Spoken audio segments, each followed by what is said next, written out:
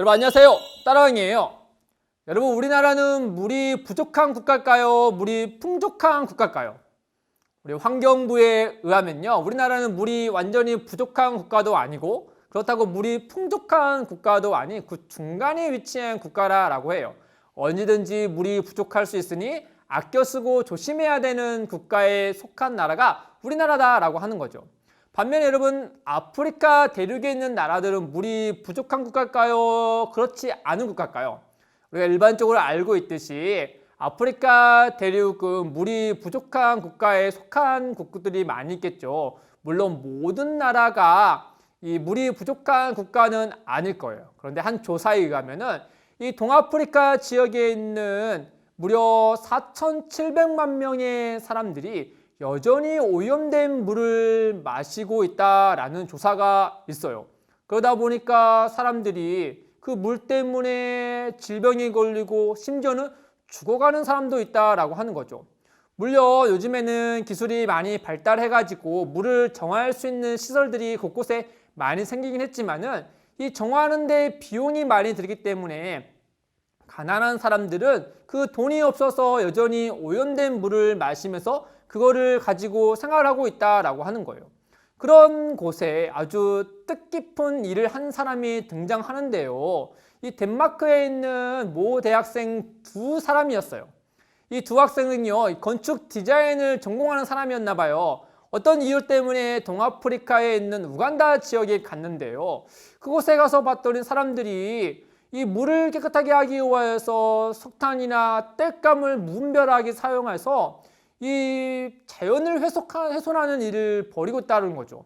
그래서 이러면 안 되겠다 싶어서 그 아프리카에서 가장 무료로 사용할 수 있는 자원, 햇빛이 있잖아요. 그 햇빛을 연구하면서 무엇을 개발했냐면은 솔라색이라는 물 정화 장치, 그것도 친환경적으로 사용할 수 있는 물 정화 장치를 개발을 했다라고 하는 거예요.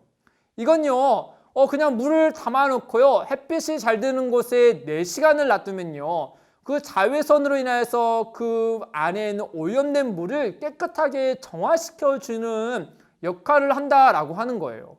이건 무려 재사용을 150번이나 할 수 있는 것이고 또 생산할 수 있는 비용이 적게 들어서 가난한 사람들이 이 깨끗한 물을 사용할 수 있는 것에 정말 좋은 역할을 할 수 있는 개발품을 개발했던 거죠.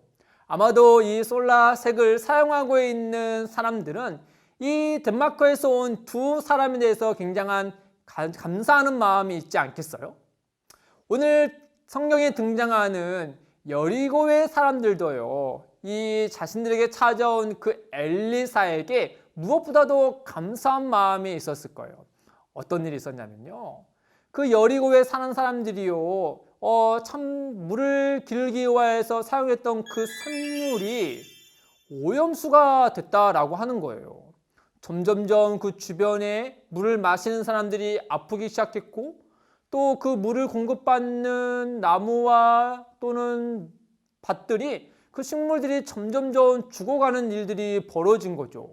고대 사회는 물이 있는 곳에 사람들이 모여 살고 그 물은 그 자신의 생명과 직결되는 것이기 때문에 굉장히 중요한 일이었던 거예요. 그런데 그 참에 찾아온 엘리사에게 사람들이 다가가서 저 샘물이 오염되어서 우리가 살지 못하니 이걸 좀 어떻게 도와주시면 안 되겠습니까? 라고 묻자 엘리사가 그 사람들에게 이르기를 그럼 너희는 새 그릇에 소금을 담아 오거라 라고 명령했던 거예요. 그리고 엘리사가요, 그 물이 나오는 근원, 그 샘물가에 가서 그곳에 소금을 뿌리면서 사람들에게 이렇게 이야기했어요. 여호와 하나님께서 이렇게 말씀하십니다. 내가 이 물을 고쳤으니 더 이상 열매 못 차는 일이 없고 또 죽음을 부르는 그런 더러운 물을 더 이상 내지 않을 것이다 라고 말을 했어요. 그러자 그 말과 동시에 방금까지는 오염수를 내고 사람들에게 죽음을 일으켰던 그 저주받은 물이었지만 하나님의 말씀, 엘리사가 소금을 뿌림으로 말미암아 그 물이 아주 깨끗하고 사람들에게 그야말로 생명을 줄 수 있는 물로 바뀌었다라고 하는 거죠. 사람들은 이 엘리사의 기적을 보면서요, 과거에 그 모세가 그 마라의 쓴물을 깨끗하게 바꿔서 사람들에게 생명을 주었던 그 일을 기억했을 거예요. 이 모세와 엘리사, 어쨌든 간에 하나님의 사람으로서 하나님의 크신 능력으로 사람들에게 생명의 물을 주는 사람이었다라고 하는 거죠. 하나님은요, 이 엘리사가 물을 깨끗하게 하는 이 사건을 통하여서 그 이스라엘 백성들에게 알리고자 하고는 이야기가 있었어요. 비록 우상 숭배로 그 아합과 이세벨과 수많은 백성들이 온갖 죄악으로 오염되어 있는 그 이스라엘이었지만 하나님은 그들을 포기하지 아니하시고 엘리사를 그들에게 보내심으로 그들에게 하나님의 뜻이 무엇이고 진짜 생명이 무엇인지 그들에게 보이고 또 그 이스라엘을 깨끗하게 정화시키고자 그 일을 하시겠다라는 것을 그들에게 알리신 거죠. 그리하여서 그들에게 그 엘리사를 다시금 이스라엘로 보내신 분이 바로 하나님이세요. 사랑하는 친구들, 하나님은 그 이스라엘에게 엘리사를 보낸 것과 같이 오늘날 우리에게도 매우 특별한 한 사람을 보내셨죠. 바로 하나님의 아들이신 예수님이세요. 그 죄악된 이스라엘 백성들에게 엘리사를 보내심으로 또 그 오염된 물 가운데 소금을 뿌려서 그곳을 깨끗하게 하신 것과 같이 하나님은요, 우리에게 예수님을 보내시고요. 예수님은요, 자신의 몸을 십자가에 던지시고 그리고 우리의 죄값을 깨끗하게 치르시고 우리를 오염으로부터 깨끗하게 하시기 위하여서 자신의 피를 그 십자가에 흘리시는 일을 했어요. 그리고 다시 3일 만에 부활하심으로 그 영원한 생명을 그를 믿는 우리들에게도 허락하여 주셨죠. 예수님은 그 죄로부터 오염된 우리를 깨끗하게 하시기 위하여서 그리고 그 죄의 값을 대신 치르기 위하고 우리에게 영원한 생명을 주시기 위하여서 우리에게 찾아오신 거예요.